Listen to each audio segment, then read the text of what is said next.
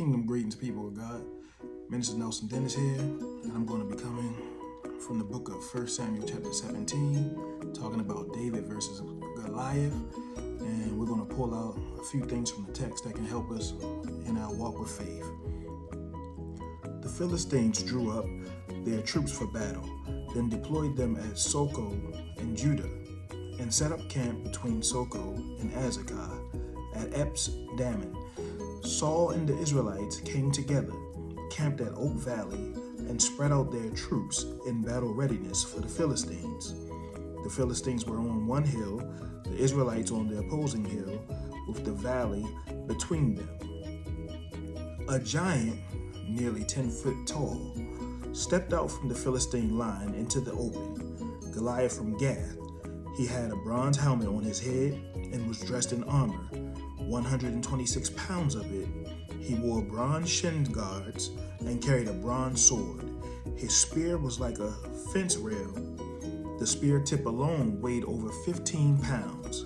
His shield bearer walked ahead of him. Goliath stood there and called out to the Israelite troops, "Why bother using your whole army?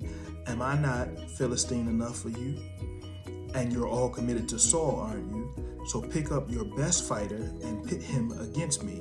If he gets the upper hand and kills me, the Philistines will all become your slaves. But if I get the upper hand and kill him, you'll all become our slaves and serve us. I challenge the troops of Israel this day. Give me a man. Let us fight it out together." Now, what's going on in the text right here is that in biblical times, when armies would fight, they would have something called a champion. A champion was a person from the army that would represent the whole army. So if an army didn't want to use all of its resources, they didn't want to waste all of their arrows and all of their foot soldiers, they would use someone called a champion to represent them. And this was what Goliath was for the Philistines. He was a champion. He was going to represent them. He was going to represent their whole army versus the army of Israel.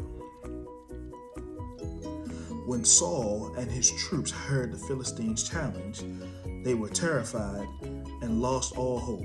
Now look at what the text says there. It's showing that Saul, who was the king at the time, he was terrified at the challenge of Goliath because the giant was nearly 10 foot tall, a huge giant. And you got to understand that Saul at the time was no longer walking with the Lord. So because he was no longer walking with the Lord, he was consumed with fear. Now look at what the text says. It says, "Enter David. He was the son of Jesse, the Ephrathite, from Bethlehem in Judah. Jesse, the father of 8 sons, was himself too old to join Saul's army. Jesse's 3 oldest sons had followed Saul to war. The names of the 3 sons who had joined up with Saul were Eliab, the firstborn, next Abinadab, and third Shammah. David was the youngest son. While his 3 oldest brothers went to war with Saul, David went back and forth from attending to Saul to tending his father's sheep in Bethlehem." So right here, the text is telling us that David was going back and forth. David was a shepherd. He would go back and forth between taking care of the sheep and going and checking on his brothers at his father's request. It says, "Each morning and evening for 40 days, Goliath took his stand and made his speech." And so we see that the giant was making his threats towards the army of Israel for 40 whole days. That 40 is a very significant number. For you have the children of Israel, they wandered around the wilderness for 40 years. You have Jesus, when he was tempted in the wilderness by the devil, was 40 days and 40 nights. The text continues to say that one day Jesse told David, his son, "Take this sack of cracked wheat and these 10 loaves of bread and run them down to your brothers in the camp, and take these 10 wedges of cheese to the captain of their division. Check in on your brothers to see whether they are getting along all right, and let me know how they're doing. Saul and your brothers and all the Israelites in their war with the Philistines. Then David took his shepherd's staff, selected 5 smooth stones from the brook, and put them in the pocket of his shepherd's pack, and with his sling in his hand approached Goliath. As the Philistine paced back and forth, his shield bearer in front of him, he noticed David. He took one look down on him and sneered, "A mere boy, apple-cheeked and peach-fuzzed." The Philistine ridiculed David. "Am I a dog that you come after me with a stick?" And he cursed him by his gods. Look at that. The giant is now speaking in his language. He's cursing him. He's cursing him by his gods. And remember, I said that David served the true and living God, and the God that was the covenant-keeping God. And here you have the giant cursing David by his gods. "Come on," said the Philistine. "I'll make roadkill of you." He like, "Listen, come on, man, David. You just a shepherd. You really trying to fight me? I've been a warrior since birth. I'll make roadkill of you for the buzzards. I'll turn you into a tasty morsel for the field mice." David answered, "You come at me with sword and spear and battle axe.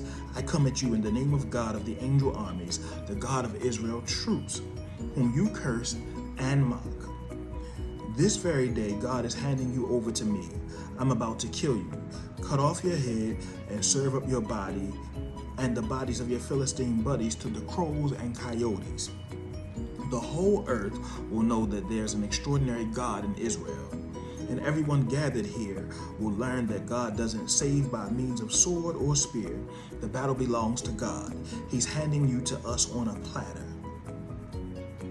That roused the Philistine, and he started towards David.